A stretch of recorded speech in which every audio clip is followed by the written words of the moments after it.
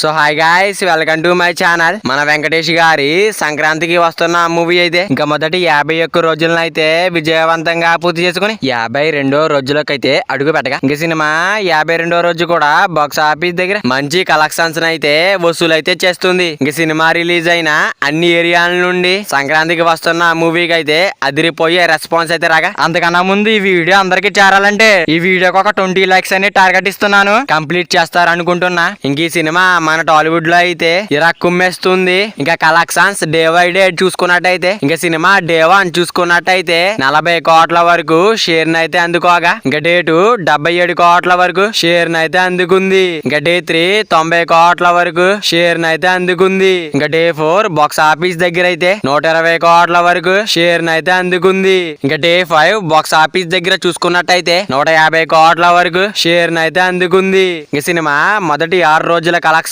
తో 200 కోట్ల share mark అయితే దాటేసింది. ఇంకా మన వెంకటేష్ గారి సంక్రాంతికి వస్తున్న మూవీ అయితే ఇంకా 51వ రోజునైతే విజయవంతంగా ముగించుకుని 52వ రోజులకైతే అడుగు పెట్టగా ఇంక సినిమా 52వ రోజు కూడా బాక్స్ ఆఫీస్ దగ్గర మాస్ రచ్చ అయితే చేస్తుంది. ఇంకా సంక్రాంతికి వస్తున్నాం సినిమా వరల్డ్ వైడ్ గా గ్రాస్ లెక్కలు చూసుకున్నట్టయితే ఇంకా డే 1 అయితే 45 కోట్ల గ్రాస్ మార్క్ అయితే దాటేసింది. మొదటి 2 రోజుల్లోనే 50 కోట్ల గ్రాస్ మార్క్ అయితే దాటేసింది. ఇంకా మొదటి 3 రోజుల్లోనే 100 కోట్ల గ్రాస్ మార్క్ అయితే దాటేసింది.